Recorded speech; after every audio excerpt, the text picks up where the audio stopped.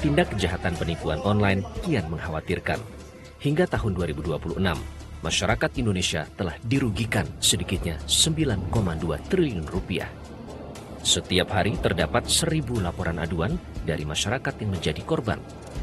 Berdasarkan data dari teman-teman di FBI, 53% itu korban berada di negara Amerika dan selebihnya tersebar di seluruh belahan dunia. Ditengarai, Indonesia tidak hanya menjadi negara sasaran tindak kejahatan, namun sudah menjadi markas sindikat transnasional. Targetnya adalah rekening-rekening yang ada di Indonesia. Sehingga di tahap awal itu memindahkannya tidak langsung keluar, tapi masih di rekening-rekening layering di Indonesia. Kalau dia pelaku jaringannya ini masih lokal, rata-rata habis itu tarik tunai. Nah, yang jaringan internasional biasanya melalui aset kripto itu. Sehingga perlu saya kira kecepatan dan kesadaran nasabah bahwa dia telah menjadi korban itu, sehingga cepat sadar, sehingga cepat lapor dan diambil tindakan.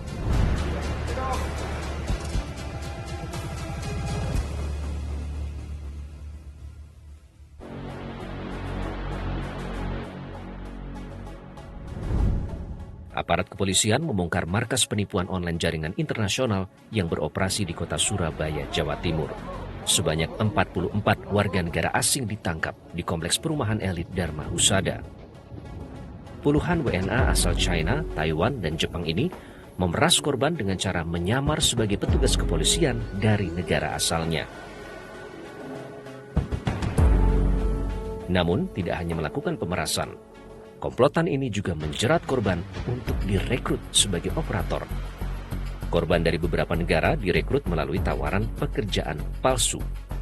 Diduga sindikat telah beroperasi sejak 2 tahun lalu dan memiliki markas lain di wilayah Surabaya. Diawali dari adanya laporan pengaduan yang diterima oleh Polres Surabaya di mana pelapor atau pelaku staf dari Kedutaan Besar Jepang yang di Surabaya menyampaikan bahwa dapat informasi adanya warga negara Jepang yang diduga diculik dan disekap korban yang ternyata adalah 2 orang warga negara Jepang di lokasi yang di TKP tersebut. Dan kemudian juga setelah kita lakukan pengecekan di area rumah yang dikontrak dan merupakan tempat untuk penyekapan itu, ternyata juga ditemukan barang-barang yang juga digunakan untuk tindak pidana penipuan online atau scamming.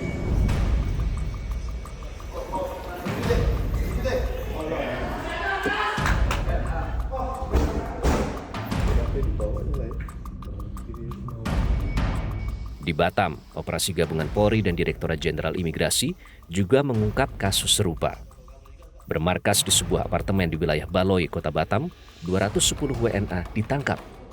Mereka berperan sebagai operator scam, berkedok investasi saham dan forex. Sindikat ini membuat platform palsu untuk menjerat korban dari Asia hingga Eropa. Pada pertengahan bulan April 2026, mengenai aktivitas mencurigakan dari sejumlah WNI yang tinggal di apartemen Baloi View, Kota Batam. Dan kemudian berdasarkan hasil pemantauan lapangan, ada indikasi WNA tersebut melakukan aktivitas ilegal. Kemudian pada tanggal 6 Mei 2026, pukul 06.00 waktu Indonesia bagian Barat, tim gabungan berkekuatan kurang lebih 60 personil dengan di backup personil dari Polda Kepri, kemudian bergerak serentak ke 2 lokasi, yaitu apartemen Baloi View dan sebuah rumah di perumahan elit. Di lokasi kami menemukan pola operasional yang sangat terstruktur dan masif. Di lantai dasar lobi digunakan sebagai ruang kerja yang didominasi oleh warga negara Vietnam. dengan estimasi jumlah orang sebanyak 20 orang. Aparat mengendus keterlibatan warga negara Indonesia dalam sindikat Batam. Kuat diduga, sindikat scam ini adalah bubaran dari Kamboja. Scammer dari Kamboja, Myanmar, Laos, Vietnam akhirnya menyebar, dan kita tidak mau negara kita, Indonesia, menjadi safe haven untuk para scammer ini. Hal ini dibuktikan pula bahwa wilayah-wilayah yang sudah menutup akses untuk terjadinya aktivitas online scam masih dapat dimasuki. NCB Interpol Jakarta akan berkoordinasi erat untuk mendatangkan anggota kepolisian Interpol Hanoi untuk melakukan penyidikan terbatas. Mereka kita berikan akses terbatas. Kemudian kami juga akan mempertimbangkan aspek pidana yang telah dilakukan oleh orang-orang ini di Indonesia. Apakah ada korban dari warga negara Indonesia atau tidak. Sepanjang April hingga Mei tahun ini saja, tidak kurang dari 600 WNA ditangkap di beberapa wilayah Indonesia. Mereka terlibat sindikat scam transnasional yang bermarkas di Indonesia. Jadi mereka menggiring saya untuk melakukan transaksi di luar platform marketplace. Setelah saya transfer, nah disitulah baru mulai ragu.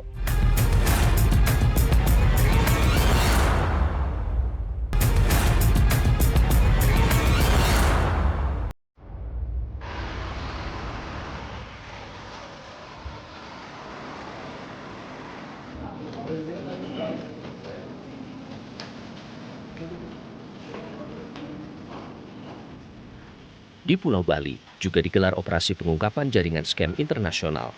Yang terbaru, puluhan WNA ditemukan di sebuah guest house di Kuta Selatan. Mereka dipekerjakan secara paksa sebagai operator scam. Kasus ini terungkap setelah mendapat laporan dari Kedutaan Besar Filipina di Jakarta. Diduga sindikat Bali ini telah mempersiapkan perekrutan besar-besaran. Targetnya menjadikan Bali sebagai kamp pelatihan operator scam jaringan internasional. Patut diduga telah terjadi sebuah rencana dan persiapan dalam bentuk kejahatan scamming lintas negara atau internasional, di mana perencanaan tersebut yaitu tentang adanya penampungan orang, kemudian tempat, kemudian jaringan elektronik dan sebagainya, serta penyiapan atribut. Seperti contohnya yang ada di sana sudah ada bentuk-bentuk latihan, ya, ada transkrip bentuk latihan, skenario latihan tentang masalah persenjataan, kemudian masalah narkotika besar dan bentuk-bentuk kejahatan lainnya. Sejak periode tahun 2024 hingga Mei tahun ini, tidak kurang dari 131 WNA dideportasi dari Bali. Mereka terlibat kejahatan siber internasional. Praktek kejahatan scam online tak henti-hentinya bercokol. Satu ditumpas, muncul lagi 1000. Pelakunya tidak hanya WNA, namun banyak juga komplotan WNI. Pelaku tega menjaring korban sesama warga Indonesia. Sindikat love scamming bahkan beroperasi dari balik jeruji besi penjara di Lampung. Sebanyak 137 narapidana diduga terlibat sebagai pelaku dengan korban mencapai 1.286 orang. Mereka ada beberapa kelompok, yaitu pemuka. Satu pemuka merupakan kepala blok yang mengkoordinir pekerjaan dan mengkoordinir handphone para terduga pelaku. Yang kedua, penembak atau yang mengeksekusi melalui handphone. Orang yang berperan menelepon korban yang mengaku sebagai personel propam atau polisi militer. Yang ketiga, yaitu pekerja, yaitu orang yang berperan membuat akun fake media sosial sebagai polisi atau sebagai anggota TNI dengan mencari korban wanita, mengedit foto atau video call seks, dan meminta uang kepada korban. Indonesia terus diserbu sindikat penipuan daring. Sejak 2024 hingga akhir April 2026, jumlah aduan yang masuk sudah tembus 549.000. Nilai kerugian dalam 15 bulan terakhir hampir tembus 9,3 triliun rupiah. Jumlah laporan korban tertinggi terkonsentrasi di sejumlah provinsi di Jawa.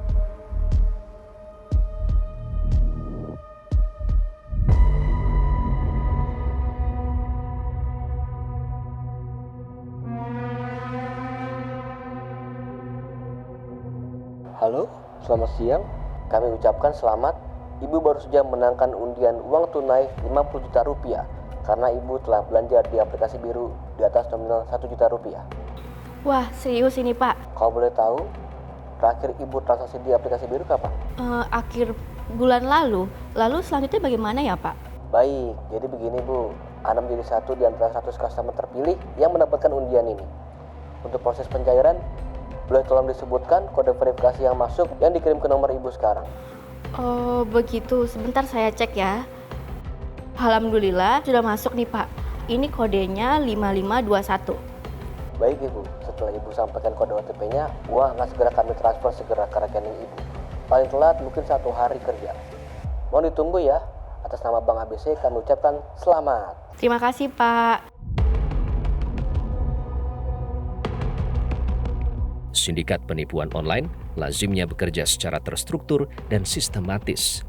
Calon korban dihubungi dari beragam platform digital, baik media sosial maupun pesan instan hingga telepon langsung. Pelaku scam memanipulasi psikologis korban hingga bisa diperdaya. Dan Ibu sebutkan nomor kode ke saya Bu ya. Saat itu seller menawarkan adanya diskon. Audi Lumintang mengaku tertipu saat bertransaksi di sebuah toko online. Bermula dari percakapan di aplikasi, bankir asal Manado ini digiring untuk melakukan komunikasi di luar platform. Ujung-ujungnya, uang Rp2.800.000 pun melayang ke tangan si penipu. Saat itu seller menawarkan adanya diskon. Karena dengan alasan diskon ini mereka mau menghindari diskon platform yang potongannya terlalu banyak. Jadi mereka menggiring saya untuk melakukan transaksi di luar platform marketplace. Pak, kita pakainya pakai Kris Toko, QR Toko, yang membuktikan saya, meyakinkan saya, QR-nya itu adalah bukan nama per orang. Setelah saya transfer, nah disitulah baru mulai ragu, karena si respon dari sellernya ini sudah mulai lambat balasnya. Dan yang kedua, Pak, dia nawarin lagi, Pak, Bapak mau nggak kalau belinya 2, saya tambahin lagi gitu. Penjualnya ini masih menggiringkan saya untuk ada lagi transaksi. Saya sudah mulai curiga nih, penjual ini udah nggak bener gitu. Indonesia Anti-Scam Center mencatat, penipuan transaksi belanja online menempati urutan teratas. Jumlah aduan mencapai 76.000 kasus dengan total kerugian 1,36 triliun rupiah. Ini sebetulnya kerugiannya kerugian konsumen, nggak kerugian negara. Kalau scam itu memang sangat cepat perpindahan dari satu rekening ke rekening yang lain, baik rekening di perbankan, di di e-wallet misalnya, atau di payment gateway, bisa pindah. Yang terakhir sih bisa lari ke macam-macam.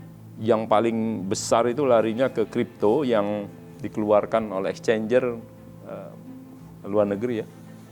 Lalu kemudian ada emas, macam-macam itu. Kasus kejahatan penipuan online kian marak di Indonesia. Sistem keamanan data pengguna bisa dibobol hingga diperjualbelikan. Nah, kalau misalnya datanya bocor di tangan orang yang tepat, data-data ini dapat dijadikan sebagai sarana rekayasa sosial yang korbannya percaya dong.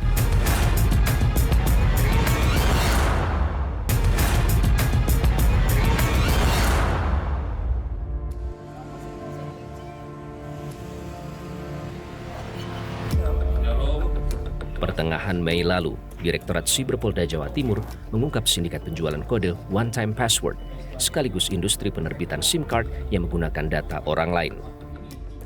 Jaringan ini membobol kode OTP dan telah menjual 25.000 unit SIM card yang sudah diregistrasi. Produk ini sudah pasti dijual ke sindikat pelaku kejahatan siber. Ini bisa kita sebut juga dengan home industry, penerbitan sebuah SIM card namun dia menggunakan data NIK atau data pribadi milik orang lain yang diambil dari sebuah marketplace. Sekira pada bulan April, dari personil Direktur Cyber mengendus adanya sebuah website, namanya website Fastim. Mereka menjual sebuah SIM card dengan harga yang sangat murah. Kemudian dilakukan pengecekan dan serangkaian penyelidikan, dan akhirnya bisa kita ungkap sindikat tersebut, dan kita amankan dan kita tangkap di wilayah Bali. 2 orang kita amankan di Bali dan 1 orang kita amankan di Kalimantan Selatan.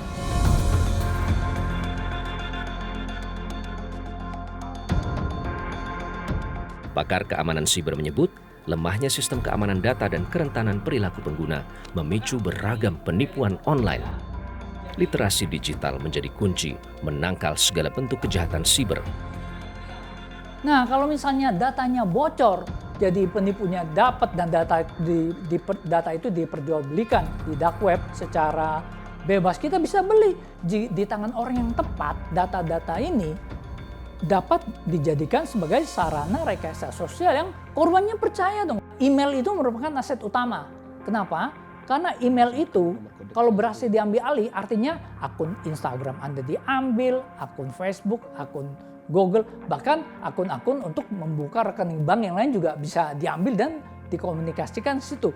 Cara melindunginya bagaimana? Nggak cuma username dan password yang unik. Ya, perlu lagi perlindungan namanya two-factor authentication atau OTP yang kirim ke SMS itu 6 angka itu. Jadi walaupun password kita bocor, betul OTP one time password. Walaupun password kita bocor, jika diakses dari perangkat yang lain akan diminta mana OTP-nya. Ini berkaitan dengan literasi digital. Jadi sebenarnya penipuan ini bisa terjadi jika korbannya menjadi korban rekayasa sosial. Lalu sebenarnya orang Indonesia, ibaratnya ya, kita sudah biasa hidup dengan data yang bocor. Celakanya, modus kejahatan siber kian waktu semakin canggih. Kini bahkan sudah mengarah pada produksi piranti lunak akses ilegal. Belum lama ini, Ditsiber Bareskrim Polri mengungkap jaringan internasional penjualan phishing tool yang beroperasi sejak tahun 2018. Nilai kerugiannya ditaksir 350 miliar rupiah. Pelaku ini dia membuat sebenarnya semacam one stop service shop begitu.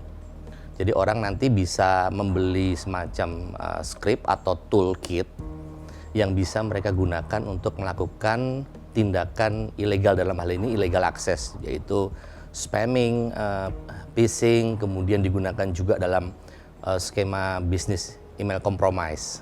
Jadi ini sebenarnya adalah salah satu kasus yang menarik karena ternyata pembuat atau pemproduksi toolkit ini berasal dari sebuah daerah yang jauh dari Jakarta, yaitu di Kupang. Ternyata kita temukan banyak sekali pembeli dari phishing toolkit ini yang berasal dari berbagai negara, yang kemudian akhirnya diketahui berdasarkan informasi dan data dari teman-teman agensi di luar, yaitu FBI, bahwa ini juga digunakan untuk menyasar korban yang berada di berbagai negara di seluruh dunia. Karena mereka yang bisa melakukan akses atau mendapatkan informasi dari virtual personal server yang berada di Dubai dan Moldova. Hampir 53% itu korban berada di negara Amerika dan selebihnya berada tersebar di seluruh belahan dunia. Nah kemudian dari data tersebut juga ditemukan bahwa ada 9 perusahaan yang berada di Indonesia. Nah yang uniknya adalah bahwa skrip ini itu adalah kadang-kadang korban ini tidak menyadari bahwa sistem atau device-nya mereka mengalami peretasan. Jadi seperti ada salah satu perusahaan yang sudah kita konfirmasi, mereka ini tidak sadar bahwa email dari salah satu pegawainya itu mengalami kompromis, sudah dikompromis oleh pelaku. Tapi karena kita berikan notifikasi, akhirnya segera dilakukan tindakan pengamanan. PPATK menjelaskan, sindikat scam online internasional menggunakan sistem berlapis untuk menyamarkan hasil kejahatannya sehingga lebih sulit ditelusuri. Ada dua hal dalam arti kita melihat jaringan ini jaringan masih lokal atau sudah jaringan internasional karena modus mereka akan sedikit berbeda gitu ya. Begitu jaringan internasional, mereka akan menggunakan instrumen-instrumen sudah endingnya itu masuk ke aset kripto, di mana dia menggunakan unhosted wallet untuk menyimpan asetnya. Sedangkan untuk transaksi di Indonesianya ini masih menggunakan rekening-rekening nomini, baik dari jual beli, baik dari dengan membujuk orang untuk membuka rekening lalu dikuasai dan sebagainya. Nah ini digunakan untuk layering. Nah, integrasinya nanti melalui pola kripto. Kalau berdasarkan catatan kami, metode layeringnya itu masih di Indonesia ya. Artinya menggunakan, kan targetnya ini di Indonesia, targetnya adalah rekening-rekening yang ada di Indonesia, sehingga di tahap awal itu memindahkannya tidak langsung keluar, tapi masih di rekening-rekening layering di Indonesia. Kalau dia penjahatnya masih, pelaku jaringannya ini masih lokal, rata-rata habis itu tarik tunai lalu hilang gitu ya. Nah yang jaringan internasional biasanya melalui aset kripto itu. Sehingga perlu ya saya kira kecepatan dan kesadaran nasabah bahwa dia telah menjadi korban itu dipercepat gitu ya, sehingga cepat sadar. Lemahnya literasi digital masyarakat membuka celah lebar tindak kejahatan scam online. Kerentanan keamanan data pribadi menjadi permasalahan yang tidak bisa dinafikan. Para pemangku kepentingan harus adu balap dengan sindikat internasional menutup celah sistem keamanan siber di Indonesia.